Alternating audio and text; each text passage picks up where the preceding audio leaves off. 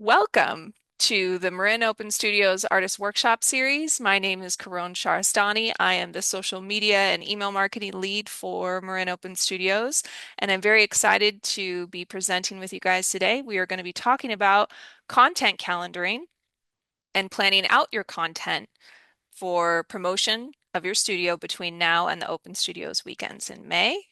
We will be covering a lot of different aspects of what goes into a content calendar, and then we'll have a little Q&A at the end. Marketing content calendars. We really want to encourage all of our artists here in 2026 to remember that Marin Open Studios is a partnership when it comes to the marketing side of things. We are doing a lot on our end to get the word out in terms of digital marketing and more traditional forms of marketing like magazine and print. But the most successful artists in years past are those that have also put in the time and effort and planning to market themselves leading up to open studios, meaning starting now, starting about, the 2 month mark before the two weekends in May.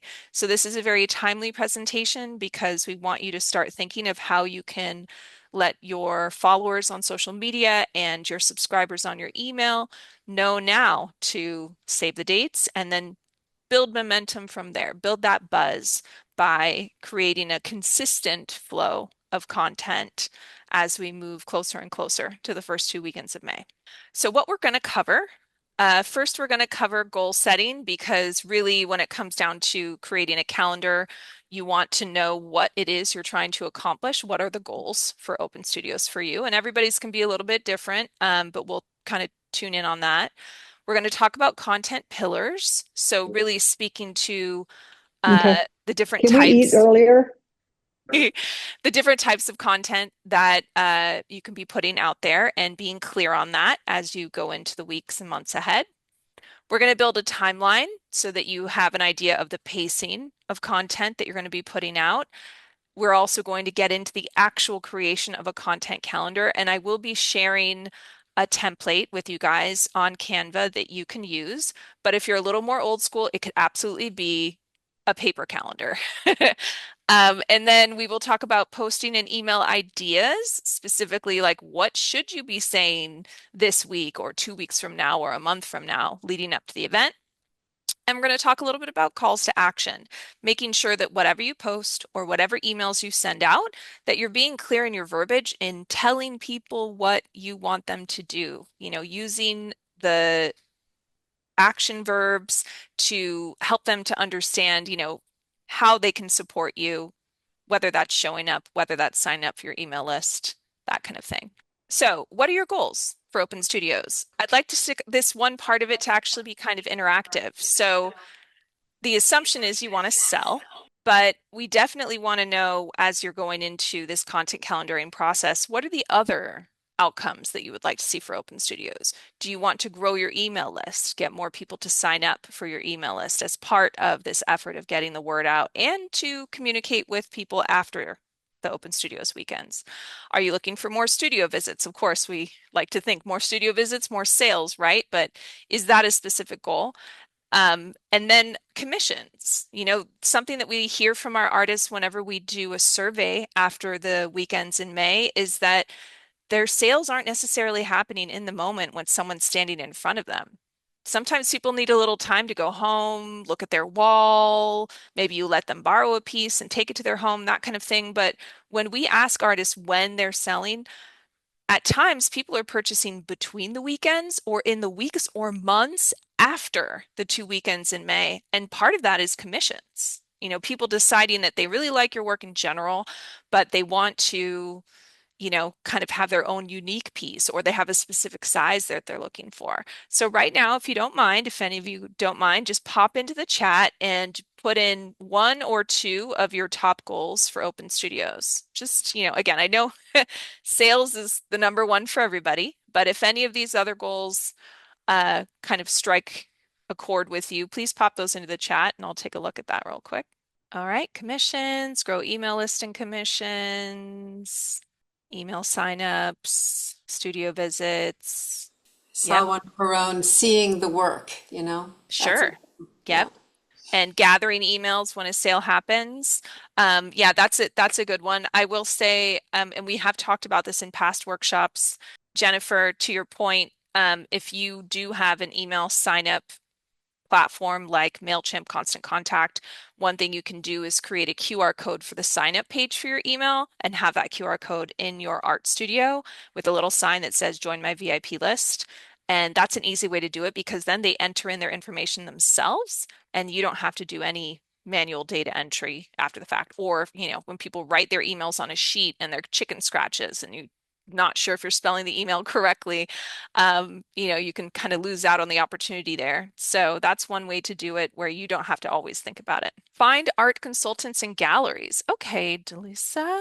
Yep, Jennifer, yep, Square is good because it can capture, but Square only works if they buy. So having a QR code where people can sign up for your list means that even if they don't buy in the moment, they're still interested in knowing about upcoming events, etc. Okay, cool. Thank you everybody for chiming in.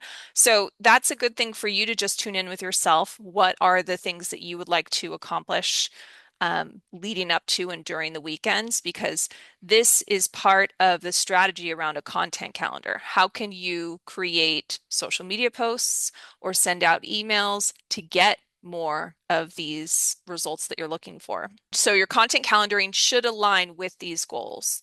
If your goal is to get more emails, then you would post on social media, hey, I've got this Marin Open Studios is coming up. If you want updates leading up to the event, please join my email list or message me to join my email list, or here's a link to join my email list. If you are looking for, like somebody said, art consultants and galleries, at some point in your emails about open studios, you can say, hey, do you know any art consultants or art curators? Or are you connected with any galleries? Please forward this email to them. Help me spread the word about my art where I could get some of those people to come through the door. So that's goals. I hope everybody had a moment to kind of reflect on what they want to accomplish. The next is content pillars. And this is really along the lines of like, what are we posting? Like, what are we actually trying to put out there? I would say at this point, looking at this list, pick between 3 to 5. There's only 6 on here, but pick 3 to 5 of these content pillars that speak to you or that you feel like you're comfortable doing leading up to open studios. So one pillar would be studio process. How can you do more posts or send out more emails about what goes into the creation of your art? Maybe you're a painter and you sketch or you grid first. Maybe you're a collage artist and or a mixed media artist and you source materials first. Maybe you are someone who is in woodwork or sculpture and you take inspiration from different places. Think about your studio process and whether or not that is something that you think would be an important element to share in the coming weeks. Featured artwork. So some people might have new artworks that they really want to sell during open studios, but I've worked with artists who've been painting or creating art for decades. And for them, sometimes it's about moving some of the older stuff, having art that they've been holding on to for a long time and they want to clear some space, get some new fresh energy in their studio. So consider how you can use social media posts and email to feature specific pieces that you would like to move. Your personal story is, of course, very interesting to people. Nowadays, especially since COVID, a lot of artists are out there that maybe don't have as much experience as you do, but they're a little more tech savvy. And so there is a lot of competition. There's a lot of saturation in the art space on social media and in people's inboxes. So what really can help you stand out is your personal story. Someone's not just buying a pretty thing from you. They're buying a piece of art that you specifically created, and it's because they connected with you as a human that they decide that they want to invest in that piece.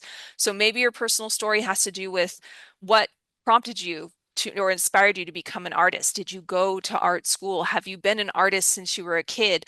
Or as I've found with a lot of Marin Open Studios artists, maybe this is your second career. Maybe you had a completely different profession and only recently or relatively recently got into the arts. All of this is really interesting to people. Have you ever lived internationally? Do you have any specific artists out there, famous artists or otherwise, that inspired you to get into the arts? All of that, all of those elements of your personal story are a big part of what pulls people in. makes them feel that connection with you. Collector testimonials, this can be a harder one because you got to ask for them sometimes. I mean, I love it when someone emails me or texts me after I've done a commission and they say, "This is so fantastic. Thank you so much. It makes me so happy. I'm looking at it every day." Cool. You can screenshot that or put that on your website. But for the most part, people kind of need to be asked for testimonials. So, is it one of your content pillars to look back on past purchases and commissions and maybe ask some of those people if they wouldn't mind writing a little review or testimonial for you? Or do you already have some that you can pull from that you can use in your social media marketing and email marketing? Event logistics, and actually these last two, event logistics and countdown and reminders should be part of your content pillars, especially if you are a solo artist who's not part of a larger building or a group show. It's one thing if you're in, MSA or Mocha, but if you are an artist out in Inverness or in Northern Nevada or, kind of out in the sticks a little bit, the logistics of how they get to you is important. Your signage, but also letting people know digitally, social media and email. Here's how you get to my studio. As far as countdown and reminders, this is part of why we're doing this content calendaring session today, is that the countdown starts now. People have, you never know about people's schedules in terms of what's their May going to look like. Are they going to be traveling? Do they have kids or grandkids that they're going to be hanging out with or visiting? So it's helpful to get those save the date posts and emails out ASAP so that people have an idea already that, oh, am I free those first 2 weekends of May? And if they are, maybe penciling you in, maybe putting that down, keeping it top of mind. And then the reminders after that, yep, don't forget, yep, here it comes. All right, 1 month out, 2 weeks out, tomorrow, making sure that people in this, very kind of overwhelmed society that we live in, that you're able to give them those reminders in as many different ways and platforms as possible so that if they are on your list already or they're already following you on social media, they do support you and they are interested in seeing your art in person. You just got to help keep that top of mind. So, pillars prevent content panic. By having those ideas of what you want to focus on as far as the types of content or messaging you put out there should really help you to have clarity so that you don't feel rushed or you don't feel like you're in the week before and you don't feel like you've done enough or you're not sure what to post. These pillars should help you kind of keep things straight. So next we're going to build a timeline because it is important to figure out the pacing. Once in a while, you might see someone on social media that says you got to post every day or you got to post 3 times a day or you got to do a reel and a story and a post and a carousel and la la la. I don't ascribe to any of that kind of high pressure, high frequency social media marketing thought because you're going to burn out. It's inevitable. You're just going to get to a point where you can't be putting content out that frequently. So today we're talking about how you're going to pace it out in these next weeks, in these next 2 months, so that you feel like it is doable for you, that it's not going to at any point stress you out. So the best way to build a timeline is to break it into phases. So phase one would be awareness, or about 8 weeks out. We are almost to the end of February. So come first week of March, we are 8 weeks out from Marin Open Studios. So we are right now coming into the awareness phase where, like I said, save the dates, letting people know those first 2 weekends of May are what you want them to keep in mind. Phase two would be engagement. So that would be about 1 month out. So that's where we're really looking at April. And that's where you're making sure you're not just saying save the date, but you're putting out from your content pillars, maybe a little bit more about your personal story, a little bit more about your process, or sharing content about happy customers, people who purchased art from you before. Phase three activation is the final 2 weeks. So that's like the second half of April, or even if you think about it, the week between weekend one and weekend two. Not all Marin Open Studios artists are open both weekends. And there are some artists who choose not to be open on Mother's Day weekend for different reasons. But at the same time, that week in between the two Open Studios weekends is a hot time to send out an email or to send out a social media post because if they missed weekend one, they only have one more chance, right? Especially if you are showing both weekends. Yeah. Caron, can I add something there? Sure, of course. I have heard many stories anecdotally that people come weekend one and think about it and come back weekend two. And of course, lots of things pop up in the middle with Mother's Day there. So you want them to remember to come back. So it's a really good time for sending out and reminding people. So yeah. Absolutely. Yeah. Phase four, weekend one content, we'll talk a little bit more about that, but it's important to capture some sort of content during weekend one to use during that week in between. And then weekend two content, same thing, getting some little photos, some little videos, so that you can continue to market email and social media posts after Open Studios. We're going to talk about this a little bit later, but you don't want to see Sunday of weekend two as being like the finish line. You really want to think about how you can maximize what you've just built up with this momentum and buzz from this marketing calendar so that people continue to be interested and aware of your art going into the summer months. So build momentum and buzz, not burn out. That's the main goal of us talking about content calendaring today because it just breaks my heart when I talk to an artist who says that they didn't send out their first email for MOS until a week before, or they didn't start posting on social media about it till 2 weeks before. That's just a little too late to really build up excitement and buzz and momentum around the event. So, to everybody on the call and anybody watching the recording, this is your time now to pace it out so that you don't get stressed or burnt out, but you're able to give people enough time to wrap their mind around it, plan for it, and come. So, content calendaring itself, this is the focus of today's workshop. I just wanted you guys to have that goal setting, the pillars, and the timeline in mind before we get to it. This is an example of a content calendar. You basically have March 2026. So, again, Sunday is going to be March 1st, coming up quick. And this can be digital or it can be, like I said, printed out on paper on your desk or in your art studio. But basically, what you want to do is think about what are the three types of marketing that you're going to do. Static post is like a photo post or a graphic, a video post, or an email. There are other ways you can market yourself. There are Instagram stories or Facebook stories. You could be doing lives, that kind of thing. But these are the three bigger ones. Next to those, you'll see I've just put this up here as a reference. One post a week, like a photo post or a static post, one video a week, email 2 times a month. Can you do it more often than this? Sure. Can you do it less often than this? Sure.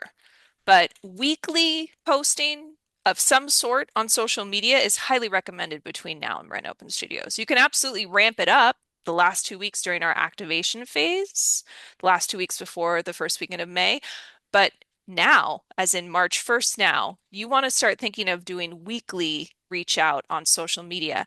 Email's a little different. Some people are super overwhelmed by their emails. They get too many emails. I have 10,000 unopened emails. I have a lot of clients where we have to do a little spring cleaning in that department. So 2 times a month, every other week is a good pace. You might say, okay, I really only want to do one a month. That's fine. Do one for March, do one for April, but you should plan to do more emails closer to the event.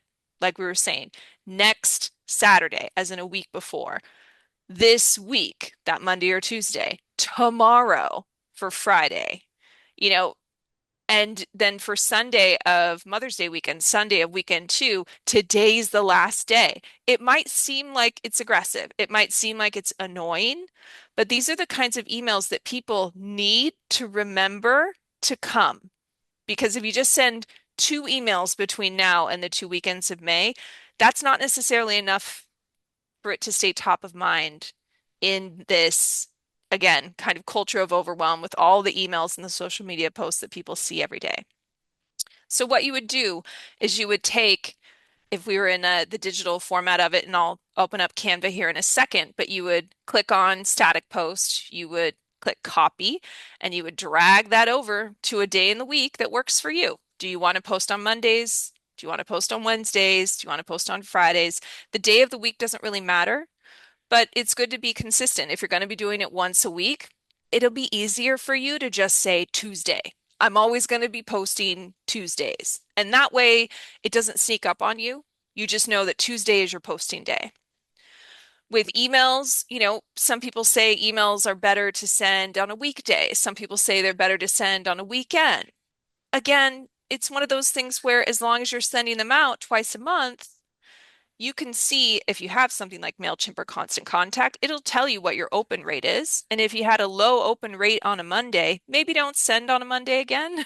If you had a low open rate, meaning not a lot of people on your list opened the email on a Saturday morning, I wouldn't send again on a Saturday morning. I would pick a different date or time. But with email, I would say, it can be a little more fluid as far as what day of the week or what time of the day, but it's really helpful for social media posts or video posts to choose one day a week, and that is the day that you post on.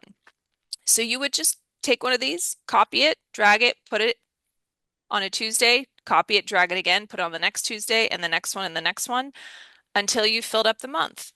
This is March. This is April. I'm going to be giving you guys this template so that if you want to use it on Canva, you can fill it out. And actually, I'll pop out of this Canva project real quick. This is the template that I can share with you guys. So I would go here to static post. You can see when you click on it, there's a little button here, and if you hover, it says duplicate. So it makes another one, and you just drag it over here. Boop. It could be at the top, it could be at the bottom. I'm kind of a perfectionist, so I like want to, center it or whatever. And then I do it again, or you can do it from here. You can hover and say duplicate. Put it there. Do it again, put it there, do it again, put it there, do it again, put it there. And then this is where we think of our pillars, right? Here orange means it's a static post. So what are the posts going to be, right? This is where we're thinking of what are the themes or what are the types of content that you're going to do in these weeks. So one of them could be, personal story. And I'm going to make that a little bigger. Personal story, if I could spell. Personal story. And then with this one, you can click and maybe you say process, part of your artistic process. And maybe this one you would say testimonial. Oops.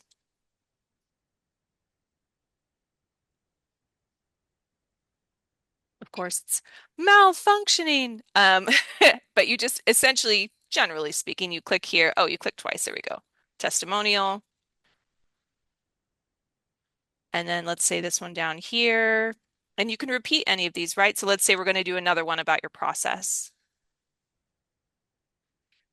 Because of what we were just saying about creating that buzz in the awareness phase, awareness meaning they're learning about it for the first time. So your first post about Marin Open Studios should actually be a save the date, that kind of thing. Then if we're going to do an email, we duplicate that. Let's just say we're going to send an email on a Thursday. And then we can say, double click on that. That one's going to say save the date. And then we duplicate it again. And 2 weeks later, we're going to do another one. And then this is where, now that you've done the initial save the date email, this is where you're going to do one from one of your pillars. So maybe it's your personal story.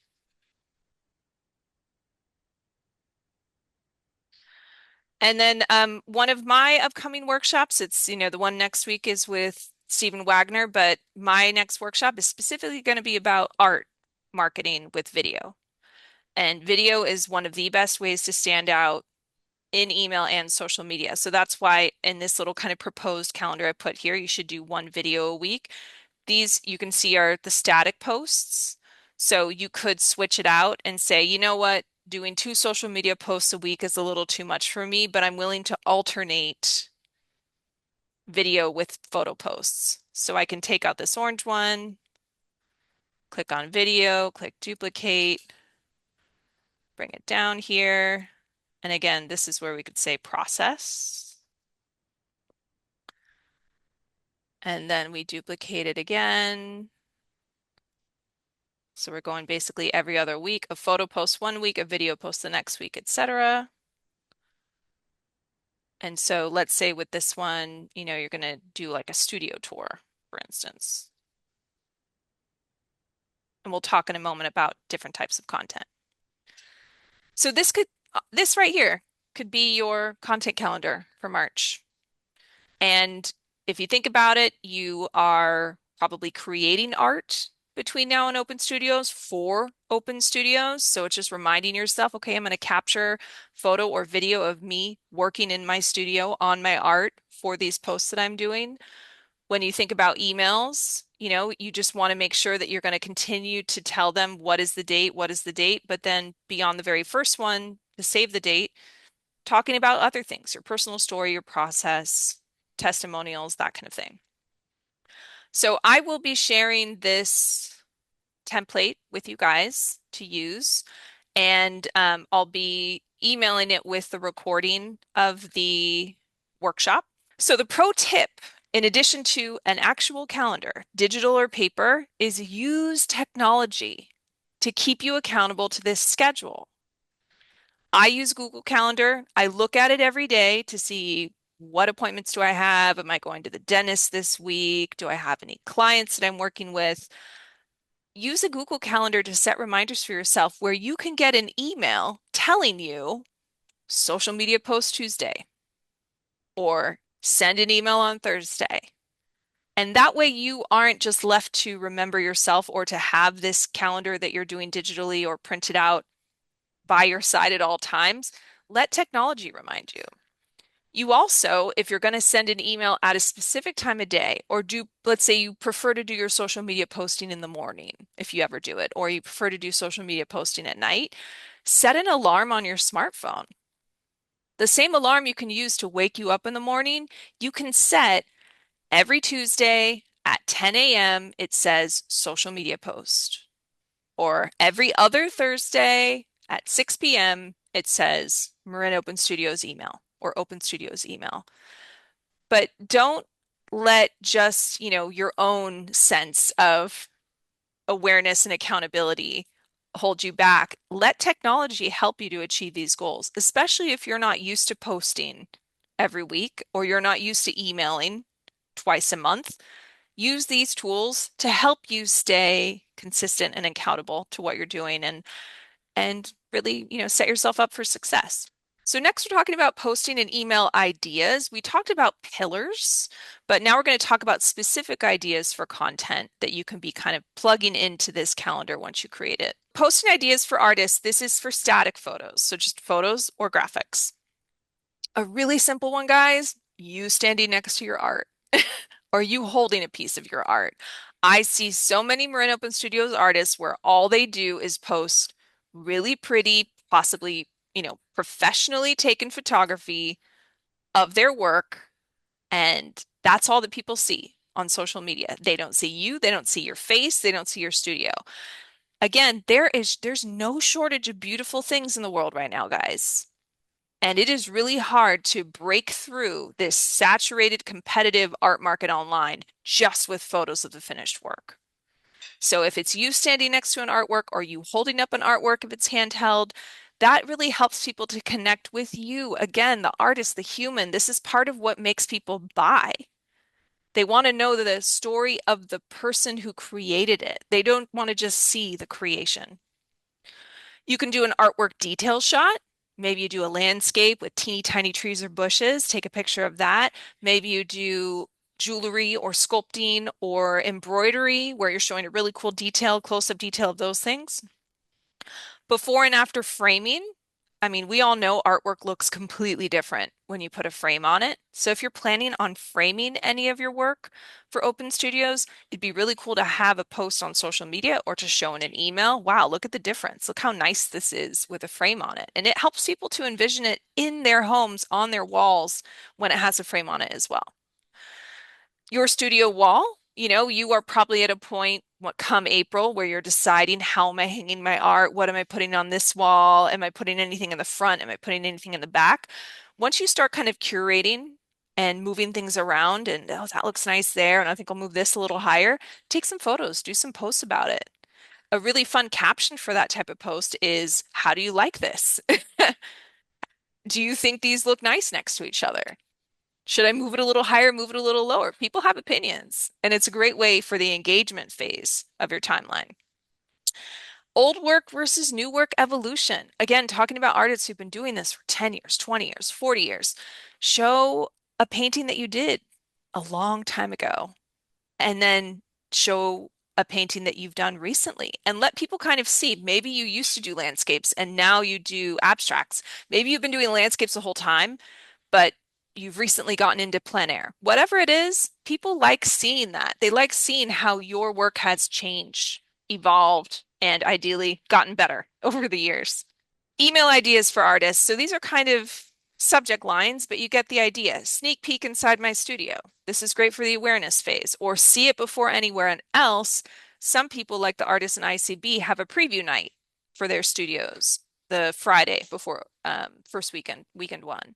But if you have your own studio in your home or in your garage or your own art space, you can have your own preview night or preview day or preview afternoon for people who are already on your email list or who are following you on social media.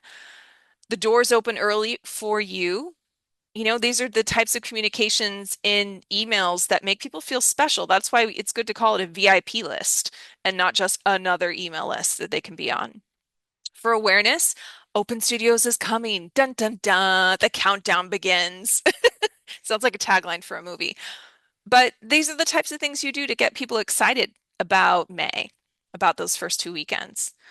The story behind this piece, so this gets a little bit into personal storytelling, a little bit into process, but if there's a piece that you really like or where you felt like you learned something about yourself as an artist, that would be a cool subject for an email. What this piece taught me, maybe as part of your evolution as an artist, there are certain pieces that you're really proud of, or that you really struggled with, or that you didn't think were going to work out, right? We all have that moment. I do, at least in my artistic process, where I'm just like, I suck. It's not going to work. This is never going to be good. And then it works out and it's great. But it's good for you to divulge those things to people, to connect them with that part of your process. Video ideas, setting up your phone, pressing record, why I'm participating in Open Studios. It would be really funny if one of you guys did a video and you're like, I'm participating in Open Studios because I want to sell art. That would be hilarious to me because, of course, it's true. But talking about the experience of seeing people in your studio, looking at them, looking at your art, talking to them about your art, and answering their questions about your process, the connection with people. But maybe it's because you're not used to, you're kind of shy as an artist and you really like having people there and to witness and see and be seen and connect and that kind of thing. A studio tour teaser, you don't have to necessarily be in it, but it could just be you holding the video, you're facing the left wall and you slowly move over to the right wall. Or you walk in from the door of your garage or your living room and then walk out to the back of it. But give people an idea of what they're going to see when they walk in. Time lapses, we've done workshops on this in the past. If you check out our YouTube, time lapse of a work in progress. Set up your phone, hit hyperlapse or time lapse. Both of these settings are built into the camera, whether you're a iPhone or an Android. Time lapse and hyperlapse are built into your phone's camera. Press record, start painting, start sculpting, start doing whatever you do. Post a video about it.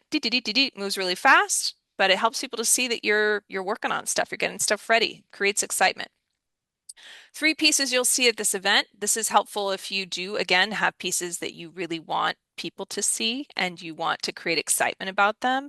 Imagine somebody seeing an email or a video or a post from you and they come in, they're like, I really like that piece that you emailed. I really like that piece that you posted. I really like that. That's exciting if someone actually refers to an email or a social media post they saw from you and asks to see a specific piece in person. And then artist Q&A, what are frequently asked questions? What are things people have asked you about your life as an artist or your process as an artist? And just kind of helping people to get to know you in that way. Not necessarily specific to Open Studios, but just in general. So the last part we're going to cover, and then we'll get to Q&A, is calls to action. This is about the text that goes with all of these things. The text in the email, the caption of the photo post, the caption of the video post. What is written next to what you post or send out in an email is sometimes just as important as the imagery, the video, the content itself. So when we talk about calls to action, it's where you are telling people what you want them to do. What do you want them to do? Save the date in the awareness ones, right? Put this on your calendar, mark it down, put it on your Google Calendar, that kind of thing. per the goals we talked about earlier, join my VIP list. If they're seeing it on social media, join my VIP list to get more updates about open studios and other things that I'm doing.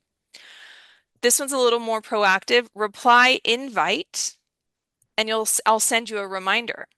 So imagine if it's like a Facebook friend or someone who's following you on Instagram and they comment on a post and say invite. Okay, that's going to take some coordination on your part to remember to remind them. But that could also lead to just a direct message where you're like, hey, I'd love to send you a reminder. What's your email? So it's like another way to kind of get people on your email list. And then DM me for a sneak peek or message me for a sneak peek. This is again where maybe someone isn't available the first 2 weekends of May, but they're really excited for you and they support you and they want to see the art. Maybe you schedule a little private tour for them. They message you based on that. So when we say calls to action, save the dates, join my VIP list, reply, invite, DM for a sneak peek.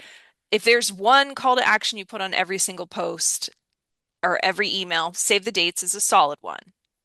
But if you do want to build your email list, or you do want to offer people an opportunity to come do private tours, or you kind of want to create more of that engagement and conversation around open studios, these are other options.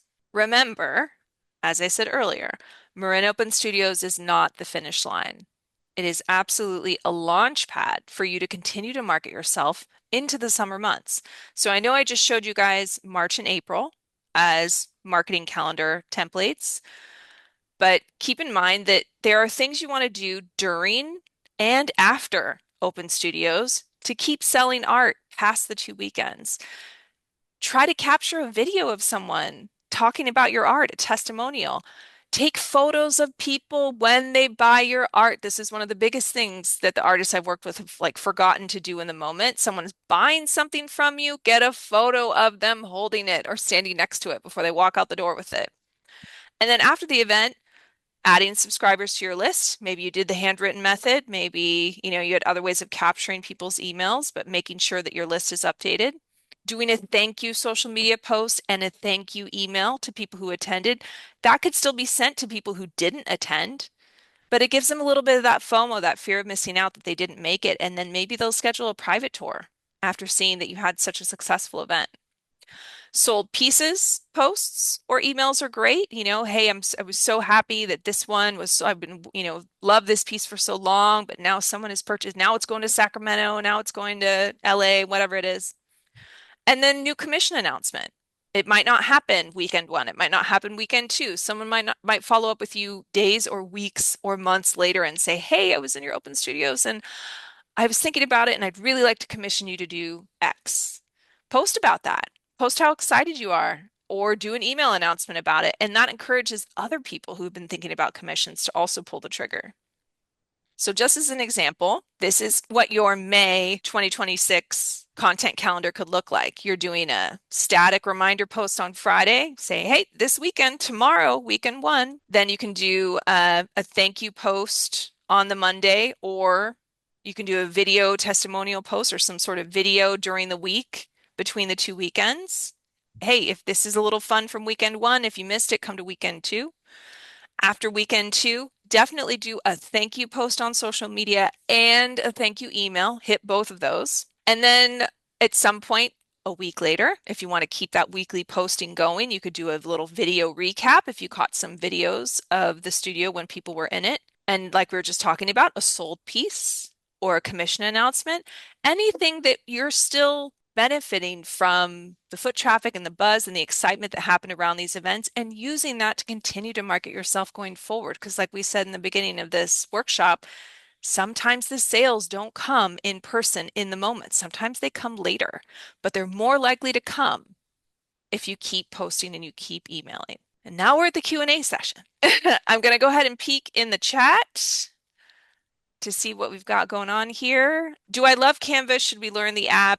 I would say yes, I love Canva. I use it pretty much every day. I'm using it for this presentation right now on this topic, but it can be used for video. It can be used for postcards. It can be used for business cards, social media posts. There's a lot to it. And we have done previous workshops on it. Rob. So if you did look at our YouTube, you can see some specific workshops we've done just on Canva. And yeah, like Lisa said, very accessible, has a lot of templates, a lot of good stuff to work with there. So Lenore, static posts can be any social media platform, Facebook, Instagram, whatever platforms you have. I would just say if you have a post, put it on all the platforms. So if Tuesday's your posting day, make sure you're posting to Facebook, posting to Instagram. Lisa, how would you differentiate the content for email as opposed to social? Lisa, they can be very similar. I think you answered it next later. Yeah, yeah, Yeah, thank you. I would say email can be longer, especially if you're doing personal story. Maybe the social media version of the personal story is a shorter caption and the email is the longer, but just be careful because we all know from our own email consumption that if we think someone always writes really long novel length emails, sometimes we won't even open it when we see them in our inbox because we're like, oh, she's so long-winded. I don't have time for that. I'm going to go come back to that later. And then they never come back to that later. So it's always better to keep things shorter. But I would say if there is a place where you'd go a little bit longer in like the written text, it could be an email version of a post. Are people mostly okay with being on posts or do you have to ask permission? Good question, Helen. When it's the person purchasing the art from you, I would absolutely say, do you mind if I take a photo of you with that before you walk out the door with it? And for the most part, people are totally fine with it. I've only, in like my many years of assisting artists during Open Studios types events, I've only had like one person be like, no, thank you. I don't want any photos on the internet of myself. But in terms of like just getting a little video of the room with people in it or capturing little kind of candid photos here and there, for the most part, people are fine with it, in my opinion. But if you are going to do anything like a testimonial or taking a photo of someone with art, you do want to ask their permission and tell them, I will be putting this on my social media or I will be putting this in an email. QR code for email sign up. So basically, you would need to have like an email marketing platform, either MailChimp or Constant Contact, ActiveCampaign, any of those where it is a program that sends the emails for you. It's not just Gmail. It's not just sending it from your Yahoo. When you have one of those services, all of them have a function to create a sign up page, and you can generate a QR code from that sign up page, print it, put it on a piece of paper, and say, join my email list or join my VIP list. Tim Park, are we to select Marin Open Studios as a collaborator on all our social posts? How does that help our viewership? Great question, Tim. Even though today isn't exactly about this topic, we do invite you to tag Marin Open Studios as a collaborator on Instagram posts and reels, and we will accept that collaboration invite. And that means that your post or your video will also appear on the Marin Open Studios Instagram, and then we'll also share it to our stories. This will significantly increase viewership or visibility online, especially if the Marin Open Studios profile has more followers than your individual artist profile does. So if you're an artist with 80,000 followers, you've got more than we do. But if you're an artist with less than 3,000 followers, because we're just over 3,000, it's really helpful to get your art cross-posted like that as a collaborator on the Marin Open Studios Instagram because it does get a lot of eyeballs and it shows up in their feed if they're following us, even if they're not necessarily following you. Nikki asked, does MOS do any advertised posting on Instagram? Nikki, yes, we do. We run meta campaigns on Facebook and Instagram in the months leading up to and the months after Marin Open Studios. The ones after are based on, people who visit the website and look at the digital tour guide and stuff to help I'll to. add, I'll add in here that the marketing team has decided to 10x our paid social this year. So we are going way up on that. Yeah. And if you guys don't see it, part of that is that we're not necessarily targeting artists by profession, or we're not necessarily targeting people who already follow Marin Open Studios. We're trying to get that bigger geographic spread of people with different interests. Rob says, I've heard that Substack is a good alternative for managing email lists too, especially if you also want to record your posts as a blog. Yeah, Rob, I would say that Substack is a different bag of chips because it is a publishing platform and people can subscribe to be able to access what's on there. Whereas the email list is like a little more traditional and it's just a matter of people, realizing that if you are just sending your artist event emails from Gmail or Yahoo, you have no idea how many people open it. You have no idea how many people click on the links in it.